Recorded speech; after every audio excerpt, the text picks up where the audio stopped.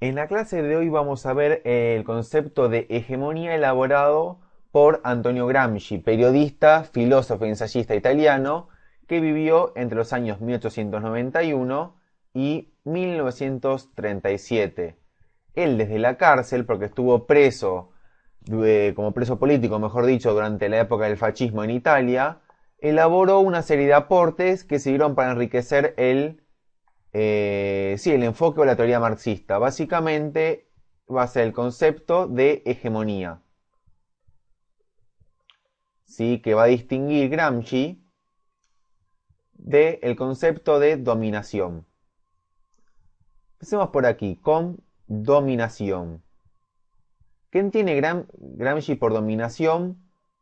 Básicamente el uso o la amenaza de el uso de la coerción, o sea, uso o amenaza de uso. ¿Qué es la coerción? Básicamente la fuerza física. Esto es imponer en una situación el orden a través de la fuerza física. Por ejemplo, a través de la policía o a través del ejército en un gobierno.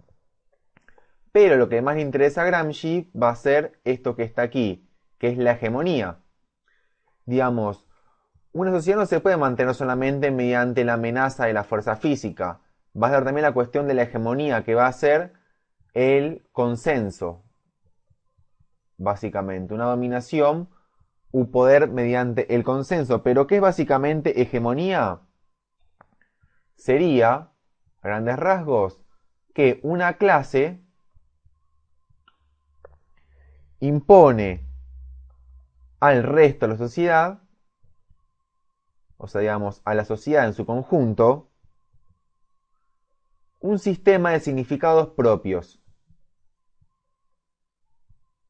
Un conjunto, digamos, y un conjunto de significados acerca de cómo es y cómo se debe estar en el mundo. ¿Sí? Va a haber una clase dominante que va a imponer su hegemonía, que va a ser un conjunto de significados, un conjunto de cosmovisiones, un conjunto de formas de ver el mundo que va a ser considerado o digamos se va a tender a pensar que es el correcto. ¿Cómo se impone esto? Veamos. Básicamente hablamos de hegemonía cultural. Esta hegemonía de una clase dominante se difunde al resto del conjunto social mediante mecanismos tales como la educación, es decir, el sistema educativo,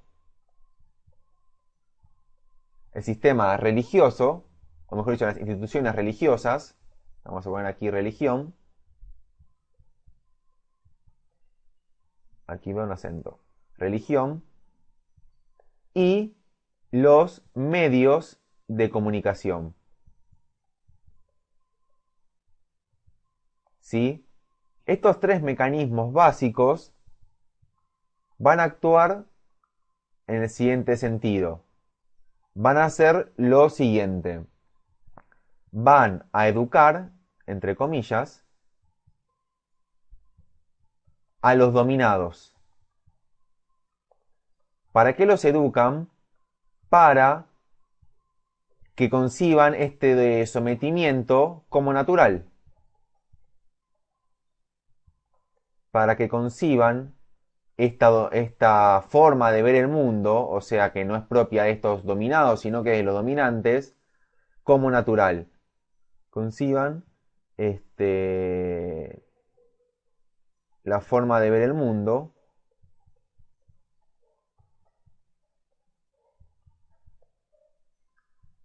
natural.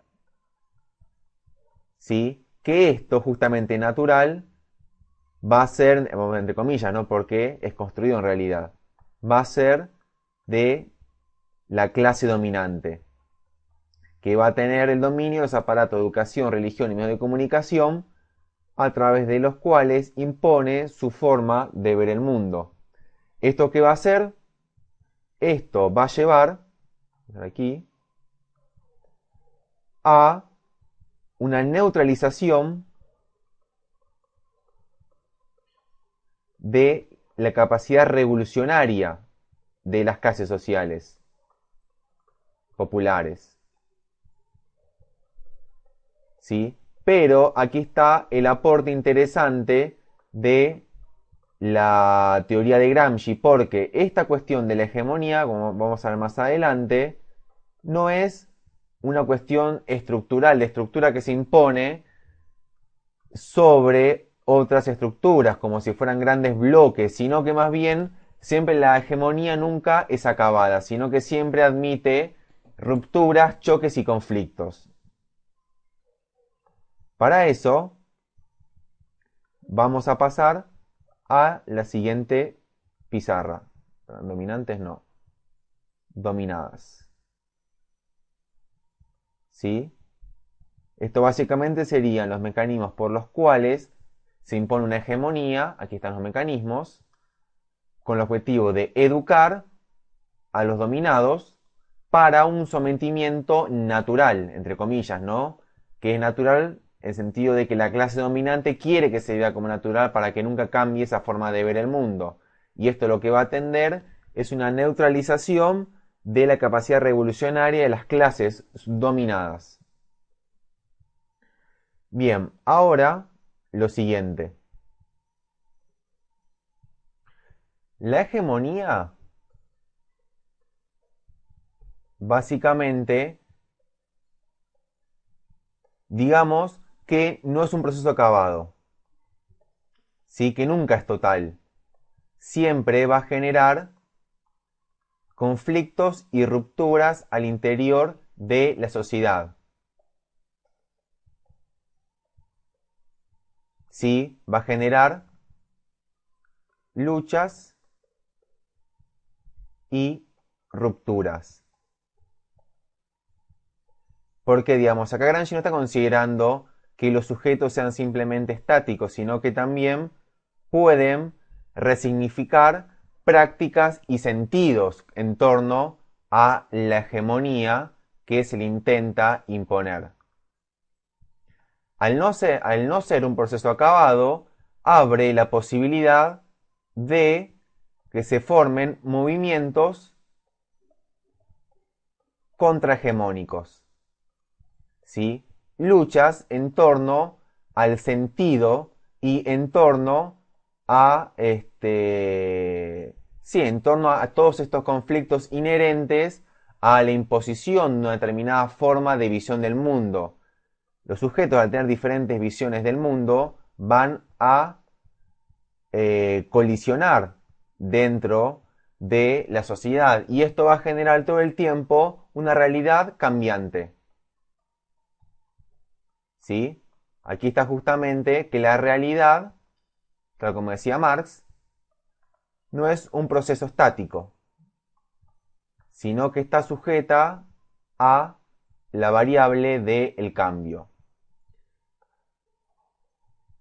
¿Por qué? Porque hay diferentes intereses en pugna. Los movimientos contrahegemónicos van a ir en contra de la hegemonía imperante. Un movimiento contrahegemónico puede ser, por ejemplo, una huelga de obreros que pueden defender su derecho a trabajar o a un sueldo básico. Por ejemplo, pueden ser canciones de protesta, ya sea de rock, de folclore, etc. Puede ser literatura, como ejemplos, ¿no? Hay múltiples formas de construir una contrahegemonía que su sentido va a estar justamente por estar en contra o estar en colisión con la hegemonía. Aquí estamos hablando de movimientos contrahegemónicos. Vamos a ver aquí lo siguiente, como ejemplos prácticos. Una huelga puede ser un ejemplo de movimiento contrahegemónico. En el sentido que va a estar disputando la hegemonía en torno a cómo se debe concebir el trabajo y cuáles son los derechos fundamentales de los trabajadores. Cuando una huelga se hace demasiado masiva o se sale del control del Estado en el sentido de que se hace cada vez más y más profunda y lleva más y más días, el Estado lo que hace aquí, como está en esta foto, es ejercer o poner en funcionamiento, mejor dicho, los aparatos coercitivos del Estado, que en última instancia es lo que Gramsci llamaba como dominación. ¿Sí? Estos movimientos contrahegemónicos o de contrahegemonía van a estar en contra de la hegemonía dominante.